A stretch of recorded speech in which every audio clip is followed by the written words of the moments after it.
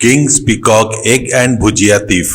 प्रभात वर्मा नाम का एक राजा कौशल राज्य को परिपालन करता था और उस राज्य को अच्छे से परिपालन का नाम था, पर वो थोड़ा चिड़चिड़ा और उसी चिड़चिड़ेपन में कुछ फैसले चिड़चिड़ेपन से निर्णय लेता था और ये बात उसके पास काम करने वाले मंत्रियों को अजीब लगता था सुनने के लिए और बोलने के लिए।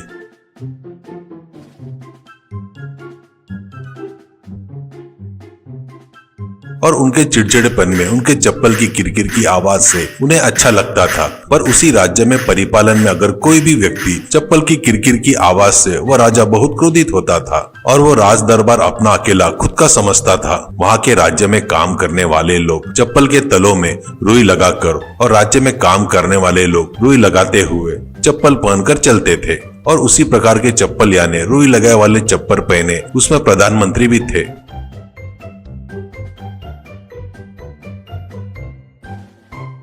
और उसी गांव में 3 चोर रहते थे। वह 3 चोर चोरी करने में बहुत सफल थे और उनका बड़प्पन उनके मुंह से ही सुनो। चंदन, क्या कहा? अगर मैं चोरी करूंगा तो चिड़िया के घोंसले से अंडे चुराने पर चिड़िया को भी पता नहीं चलेगा। दूसरा चोर भूषण, अगर मैं चोरी करने लग गया तो चलते हुए व्यक्ति की चप्पल चुरा लेता हूँ, उसे पता भी नहीं चलेगा। तब तीसरा चोर विभूषण, आमिर के घर में तिजोरी में लगाया हुआ ताला लगे रहने के बावजूद भी मैं उन तिजोरियों के अंदर से धन चोरी कर सकता हूँ। तब उनका एक दोस्त आता है, इस प्रकार तारीफ करने से क्या उपयोग होगा और तुम तीनों अलग होकर क्यों, बल्कि तीनों मिलकर ऐसी छोटी मोटी चोरी करने की वजह से कोई बड़ा डाका डालो और तीनों मिलकर बांट कर और चोरी बंद करके शादी करके आराम की जिंदगी गुजार सकते हो ना, ऐसा बोला। तब तीनों चोरों को ये बात पसंद आई।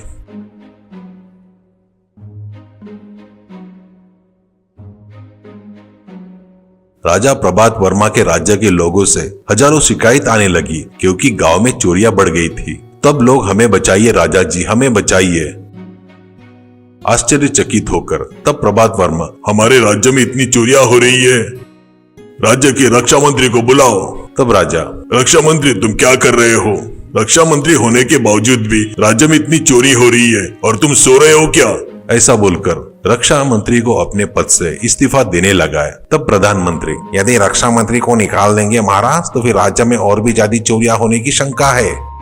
तब प्रभात वर्मा, मैंने सोचा है कांटे को कांटे से ही निकाला जा सकता है। राज्य में प्रचार कीजिए, क्षेत्र में चोरियां बढ़ रही है। ज्यादा शिकायत आने के कारण चोर को पकड़ने के लिए रक्षा मंत्री के पद के लिए ज्यादा अनुभव वाले चोर चाहिए, ऐसे राज्य में प्रचार कीजिए।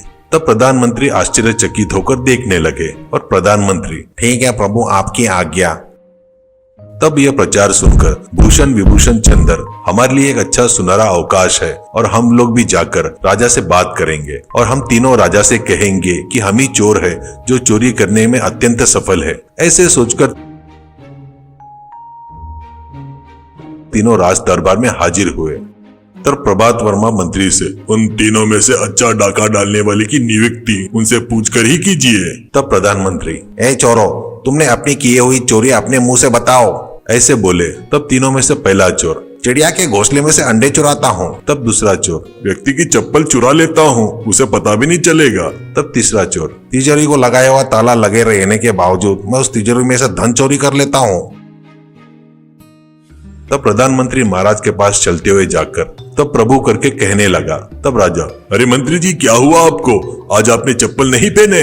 तब प्रधानमंत्री अपने पैरों की तरफ देखने लगे। तब उनके पैर में चप्पल नहीं थे। मंत्री जी, अरे मेरे चप्पल। तब चंदन दोनों हाथ ऊपर उठाकर, यह है तुम्हारे चप्पल मंत्री जी, ऐसे बोलकर हंसने लगा। तब प्रभात वर्मा भी जोर से हंसने लगे। असाध्य हो तुम।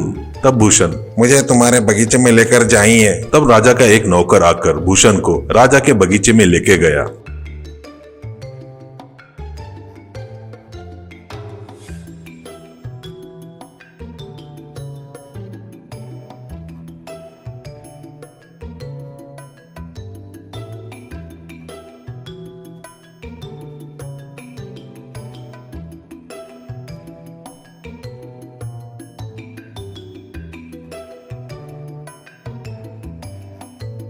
सिर्फ 10 मिनट में वापस लौटकर मैं मोर के अंडे चुरा कर लेकर आया हूँ, देखिए। कहकर उस अंडे को दिखाने लगा। तब प्रभात वर्मा जोर से हंसकर तालियां बजाने लगा।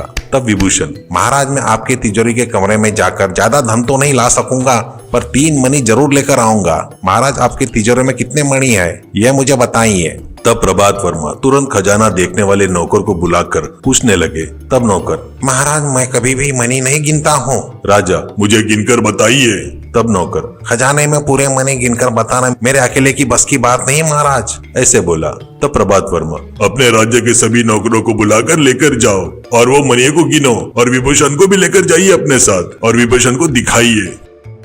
तब राजा के सारे नौकर और विभूषण भी उस मणि को गिनने लगे।